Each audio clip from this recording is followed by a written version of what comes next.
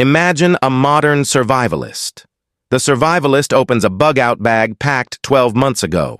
The survivalist reaches for a premium high-protein energy bar. The wrapper is foil-lined, heat-sealed, and designed by food engineers. The expiration date was last month. The survivalist tears open the seal. A smell of stale cardboard and rancid oil wafts out. The bar is hard as a rock in some places, soft and sticky in others. A faint white bloom of mold has begun to colonize the corners. The expensive, scientifically formulated fuel is useless. It is poison. Now, shift the timeline back 200 years. The year is 1790. A fur trader navigates the harsh Canadian wilderness. The trader digs up a cache buried in the frozen earth by a father 30 years prior. The trader pulls out a sewn leather sack. The sack is stained with grease. It looks crude. It smells of smoke and animal fat. The trader cuts open the leather. Inside is a block of pemmican. It was made before the French Revolution. The trader slices off a chunk and eats. The taste is rich, savory, and perfectly preserved. The energy hits the system instantly. 30 years in a leather bag beat 1 year in a vacuum-sealed laboratory wrapper. This is the paradox of modern nutrition. We have replaced physics with marketing. We have traded stability for shelf appeal. The modern food industry tells the consumer that preservatives, stabilizers, and vacuum seals are necessary for safety. This is a lie. The indigenous peoples of North America and the voyagers who learned from the indigenous peoples cracked the code of infinite food storage without a single chemical additive. The solution was not in adding things to the food to keep the food alive. The solution was in understanding the fundamental laws of biology and denying bacteria the one thing bacteria need to survive. Consider the modern energy bar. Read the ingredients: high fructose corn syrup, soy protein isolate, palm kernel oil, glycerin, potassium sorbate. This is not food. This is a chemistry experiment held together by moisture and hope. The industry calls this shelf-stable, but the industry defines stable as 12 months. The industry relies on the consumer returning to the store. Planned obsolescence is not just for light bulbs and iPhones. Planned obsolescence is in the calories the consumer eats. If the food lasts forever, the company goes bankrupt. Pemmican acts as the ultimate rebellion against this consumer cycle. Pemmican is the most nutrient-dense food ever created by human hands, not the most nutrient-dense natural food, the most nutrient-dense food, period.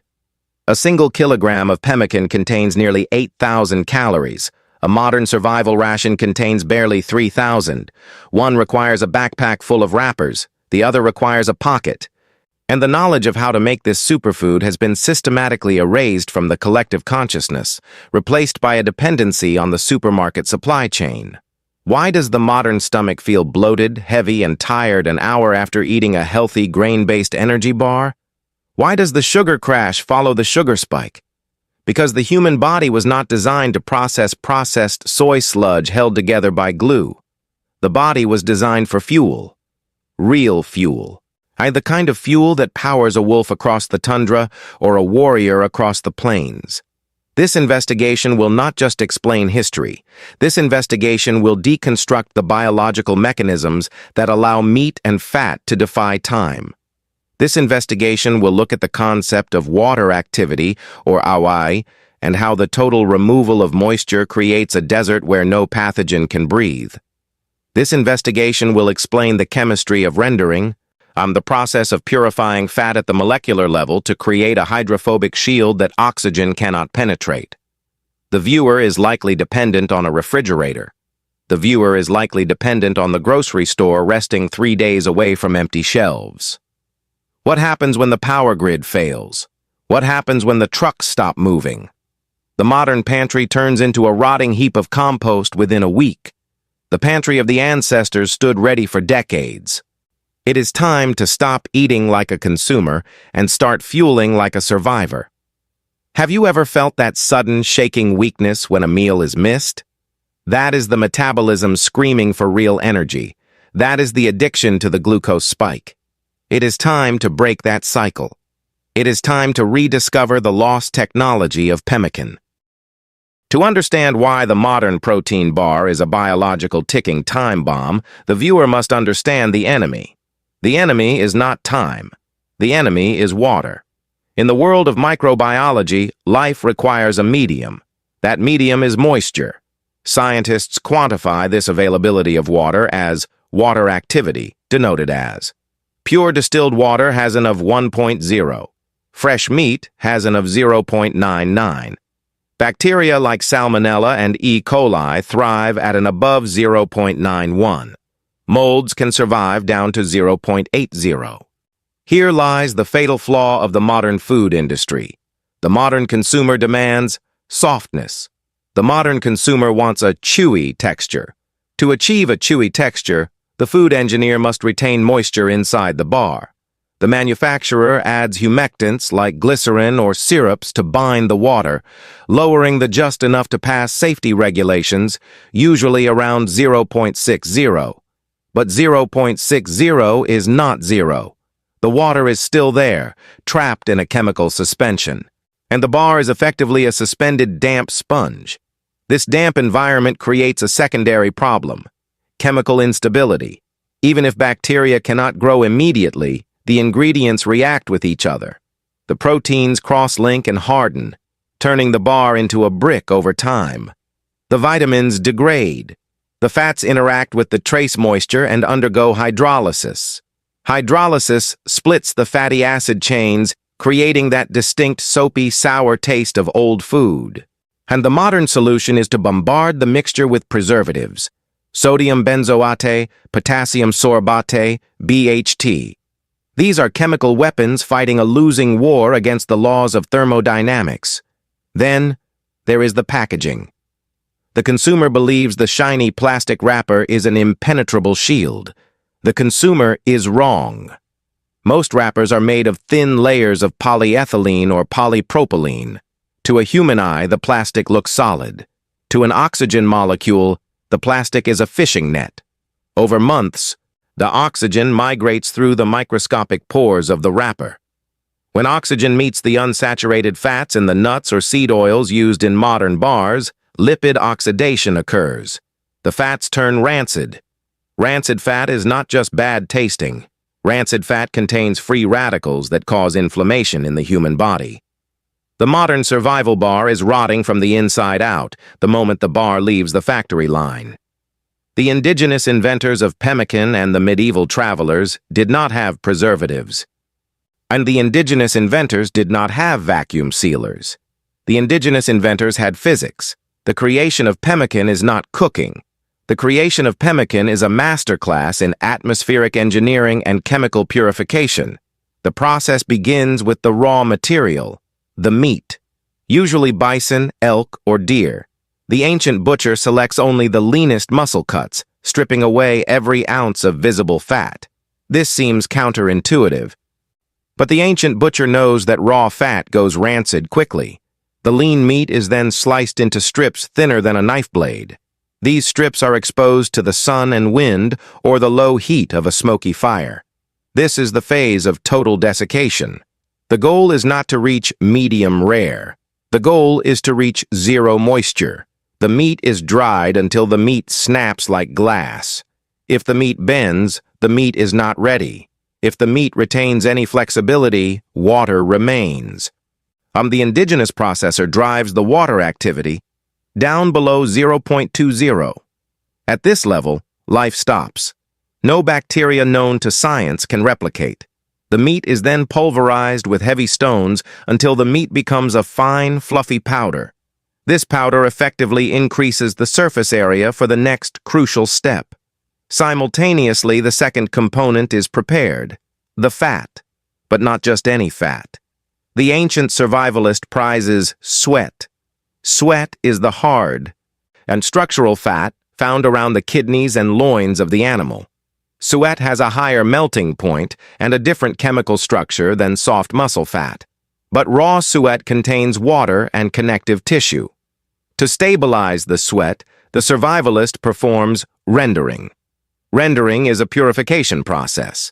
The sweat is chopped and heated slowly. As the temperature rises, the water trapped inside the fat cells boils off as steam. The connective tissues shrivel and separate, becoming cracklings.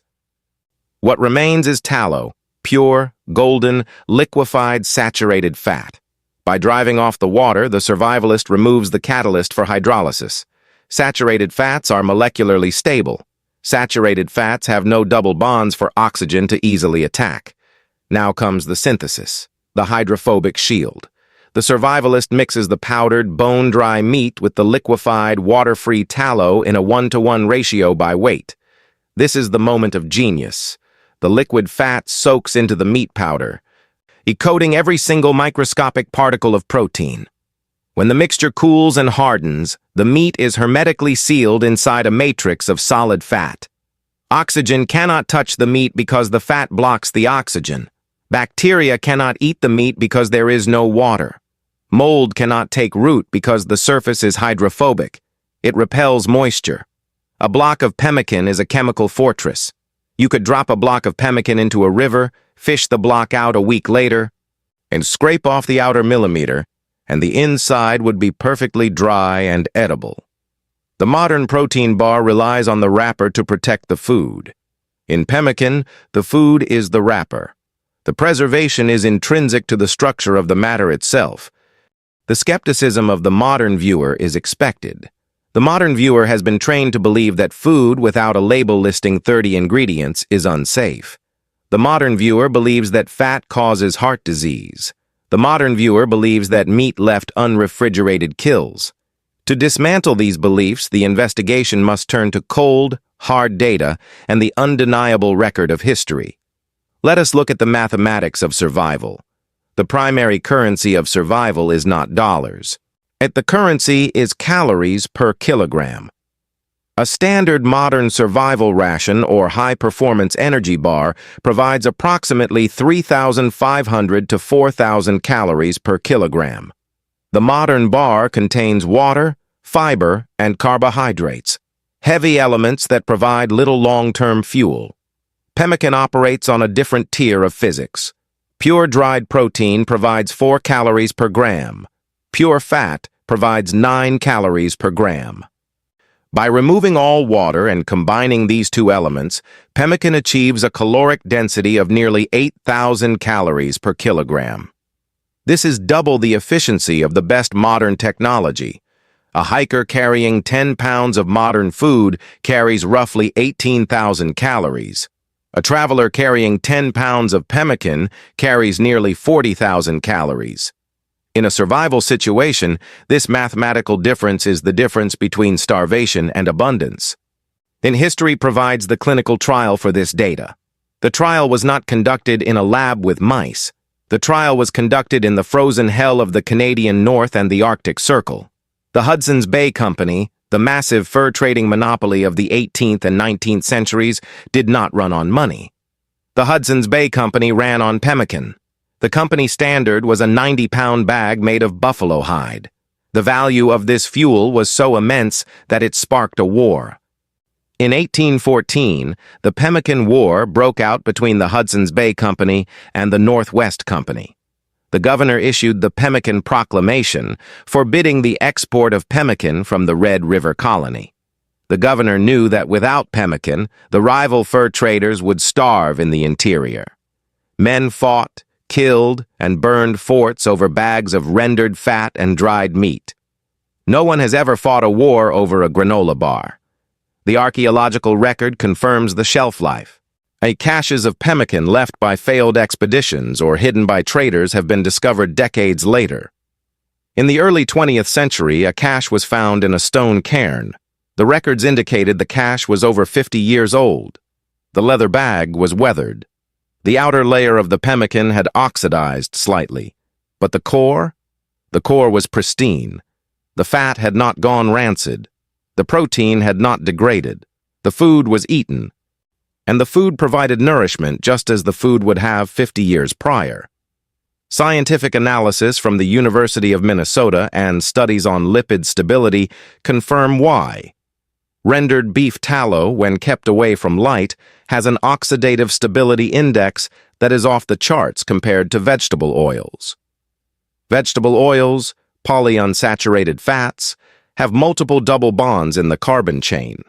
These bonds are weak points where oxygen attacks, causing rancidity. As tallow, saturated and monounsaturated fat, is a straight, rigid molecular chain. The chain is armored. Oxygen bounces off. The science proves what the indigenous elders knew.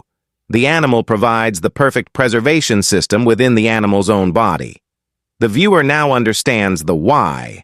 Now the viewer must master the how. Creating pemmican is not cooking.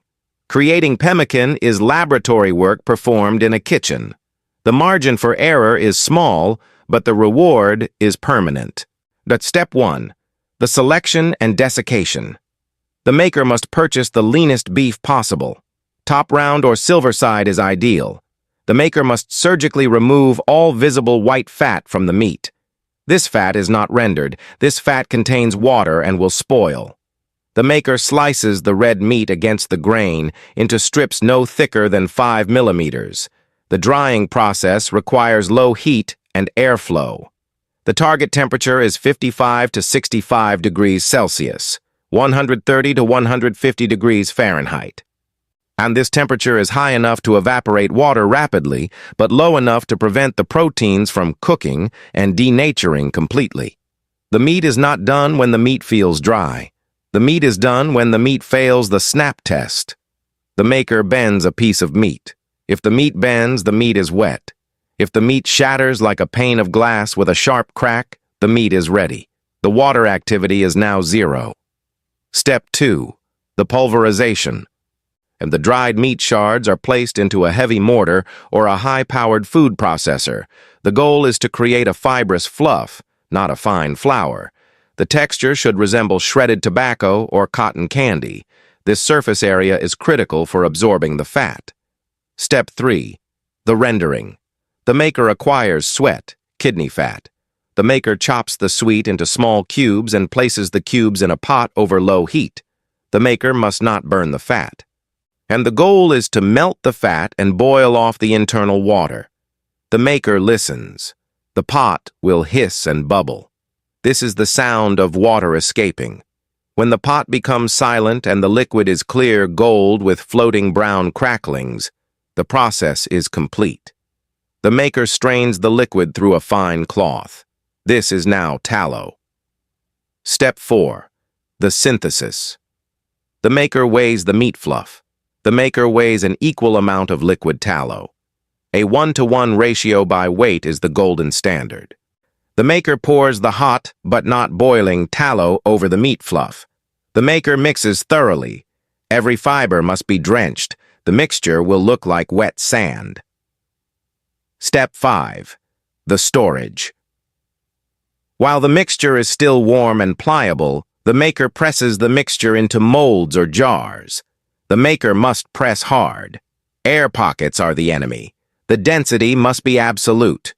Once cooled, the block hardens into a concrete-like slab. Wrapped in wax paper or tin foil and kept in a cool, dark place. This block is now an eternal battery. The maker has successfully stepped outside the industrial food timeline. Let us look at the economics. A high-end survival bar costs $3 and provides 400 calories. That is roughly 130 calories per dollar. Homemade pemmican, using bulk beef and cheap sweat, costs roughly $10 per kilogram to make, depending on local prices, and provides 8,000 calories. That is 800 calories per dollar. The math is brutal. The industrial product is a ripoff. The ancient method is an investment. The modern kitchen is designed for consumption. The modern kitchen has a microwave and a refrigerator, tools to delay spoilage for a few days. The survival kitchen uses the dehydrator and the rendering pot, tools to eliminate spoilage forever. By making one batch of pemmican, the viewer does not just make food. The viewer makes an insurance policy that the inflation rate cannot touch. Look at the block of pemmican. The block is dark, greasy, and dense. The block does not sparkle. The block does not have a colorful label promising vitality or wellness.